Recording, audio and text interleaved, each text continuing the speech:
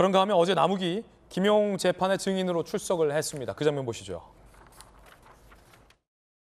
오전에 김용 씨가 진술 신빙성 문제 삼았는데 입장 변화 없으시죠? 그 내용에 대해서는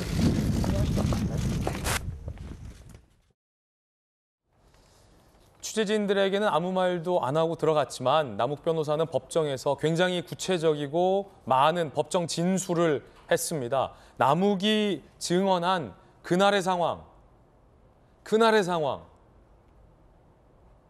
꽃무늬 백화점 쇼핑백에 뭐가 담겼는지 그날의 상황 함께 보시죠. 2021년 2월 4일 유원홀딩스 사무실에서 김용이 돈을 받아간 정황에 대해서 남욱 변호사가 어제 김용 재판 법정에서 진술을 했습니다. 법정 증언이죠. 김용, 사무실 들어갈 때 빈손으로 들어갔다.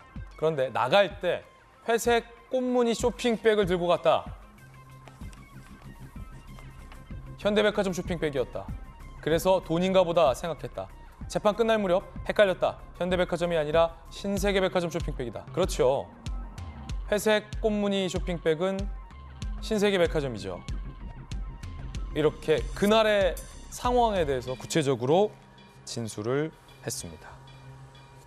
정익진 변호사님, 네네. 이런 게 어떤 진술의 구체성에 판사나 재판부가 보기에 유효합니까? 회색 꽃무늬 문양이 백화점 쇼핑백에 그려져 있었다. 다시 생각해보니까 현대가 아니라 신세계입니다. 이런 것들이 진술의 구체성에 좀 도움이 됩니까? 그렇죠. 이런 걸 갖다가 변론의 전 취지라고 하거든요. 변론의 전 취지라고 전 해요. 취지. 그러니까 그 재판을 갖다 하는 걸 보면 사람들이 증인이든 피고인이든 아니면 변호인이든 어떻게 이야기하는지, 말을 더듬는다든지 뭐 긴장한다든지 아니면 말을 자연스럽게 한다든지 그런 것들을 판사님들이 유심히 보는 거예요. 그냥 기록만 보는 게 아니고요. 그걸 통해 가지고 누군가가 그 결론을 갖다가 내고 오판일지라도 판사는 결론을 내줘야 되는 사람이니까 그런 다음에 이제 그런데 이게 어떻게 되냐면요. 형사재판 같은 경우는 이렇게 그 복잡한 사건 같은 경우 여러 번 하거든요.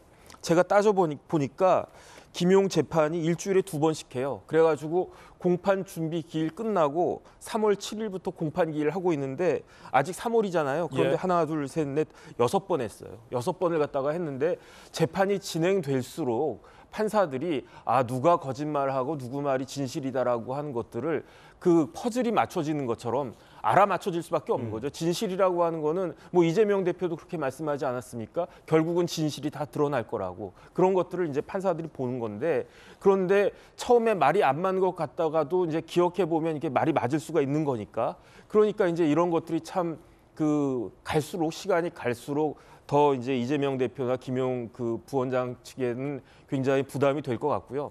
제일 중요한 건 뭐냐면 검찰이 수사할 때는 아무도 거기에 들어가서 보는 사람이 없는데 재판은 누구나 우리나라 이제 헌법에 공개 재판하도록 되어 있으니까 누구나 뭐 저도 가서 볼 수 있고요. 저도 시간 되면 한번 가서 보고 싶은 생각이 들 정도인데 저도 가서 볼 수 있고 기자들 우르르 가서 볼 수 있고 그런 것들이 일반 국민들한테 생생하게 이제 전달이 되고 뭐 그 기사나 아니면 방송으로 그런 부분들이 결국은 이제 그렇기 때문에 그 진실은 드러날 수밖에 없을 것이고 거기에 대해서 그에 따라서 판사가 어떻게 그 결론을 갖다 내릴 것인지 판결을 내릴 것인지 지켜봐야 될 것 같다는 생각이 듭니다. 예, 회색 꽃무늬가 그려져 있는 백화점 쇼핑백.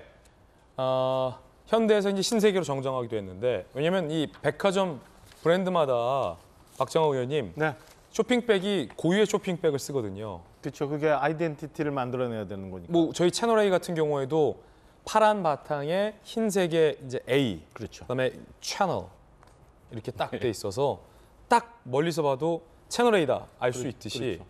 현대백화점 쇼핑백과 신세계백화점 쇼핑백은 정말 달라요. 약간 회색 꽃무늬가 있기도 하고 없기도 하고 회색 쪽이 이제 신세계고 하얀색에 뭐 핑크, 초록색 이렇게 들어가 있는 게 현대백화점이고 너무 다르기 때문에 줄이 현대는 뭐 줄 이렇게 돼 있죠. 사선상인 예. 것 같고 신세계백화점은 회색 바탕에 꽃무늬 있는 거, 그다음에 자주색인가 진한색의 꽃무늬 뭐 이런 특징이 딱 있어가지고 소비자들이 다 기억하죠. 기억하죠. 그러니까 그게 저 같은 사람들을 기억할 정도로 그게 많이 흔히 이렇게 돌아다니고 있는 거라서 제가 볼 때는 남욱 변호사의 어제 증언이 그 진술이 저는 굉장히 신빙성이 있는 걸로 보여져요. 그러니까 남욱 변호사는 결국엔 그렇게 얘기를 했잖아요.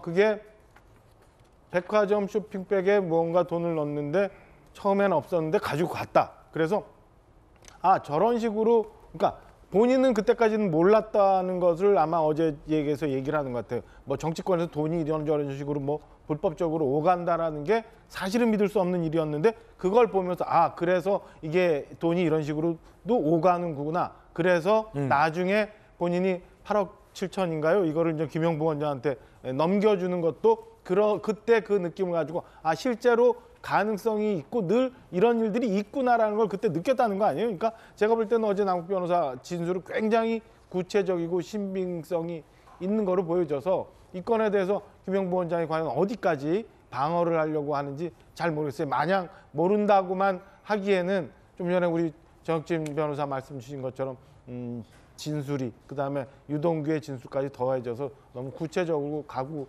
있다는 생각이 듭니다. 그래서 조만간 법원을 통해서 재판 과정에서 이제 여러 가지 사실들이 이제 사실로 확인되어 가지 않을까라고 보여집니다. 예. 자, 물론 김용 전 부원장 측은 부인하고 있습니다. 잠시 후에 그 얘기도 들어가죠.